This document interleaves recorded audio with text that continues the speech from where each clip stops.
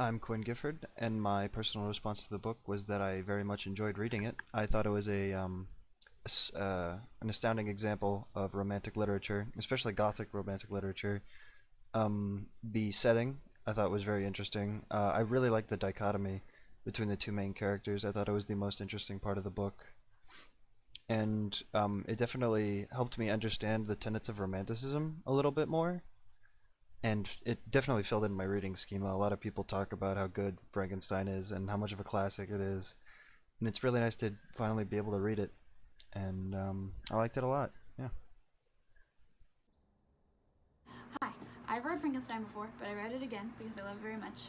I'd like to start by saying Mary Shelley is the coolest person that's ever been alive, ever. She wrote this as a teenager. It was an idea she came up with while telling stories to her bud Lord Byron and her boyfriend Percy Shelley in like 1816 in August. I remember that because my birthday is 0816 because it's August 16th, so it's like it's for me. She wrote this for me. Like she just came up with that. I love the way that Victor Frankenstein and Walton are both these very like passionate, imaginative people, but only one of them falls into ruin because Victor Frankenstein loses his connections with the people that he cares about most, his family, and he watches them get killed by his creation and basically does nothing. Like he doesn't admit to what he's done or try to like arm himself or protect his family at all. His downfall is because his passion turned into an obsession because he had nothing else that he loved other than his pursuit of knowledge because he was so disconnected from the human beings in his life. And similarly, that's the tragedy of Frankenstein's monster, is that he is born unable to make connections with people.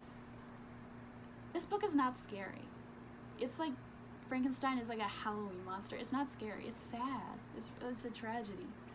I also love, this is a trait of like all romantic literature, but I love the way that you can feel like the love in every single word, and it's written with so much like, oh, like you have to like slow down to read it because you don't want to miss the descriptions of the world that they live in, which is like, I love this book a lot. Yeah. Frankenstein is a story that, if I had started reading it before we had started this unit, wasn't something I would consider remotely romantic. Its gory elements, gothic descriptions, and dark theme, Frankenstein seemed to me more a horror novel than romantic literature. But through the romantic tenets we learned in class, as well as further reading and analysis of Mary Shelley's story, this story showed me a type of raw, romantic literature that isn't the typical lovey-dovey romance I used to expect. Expanding my views on the genre of romance and what is encapsulated within this genre, Frankenstein showed me the importance of understanding a book's subtle nuances and deeper meanings, digging deeper than what's seen on the surface of a novel. I think that Frankenstein overall was a great read, and I think that the main character, which is probably not the main character, but we're gonna say it's the main character, the monster or like the being, I think that was a big representation of romanticism. I say that because of like how she would introduce him. She kind of like used nature, and then like the being itself, it was kind of like a study or something, like how his emotional attachment would be to others or his emotional relationship. So I kind of took that as like a big hint at well, not a big hint, but like a big arrow pointing at romanticism. um and yeah, like I said, I really enjoyed the book. To me, it's kind of like different than the movie. It's kind of better than the movie. I've never said it in my life, but yeah, I think it's better than the movie. I'm lying. And yeah, it was a good book. I really enjoyed it, and especially understanding romanticism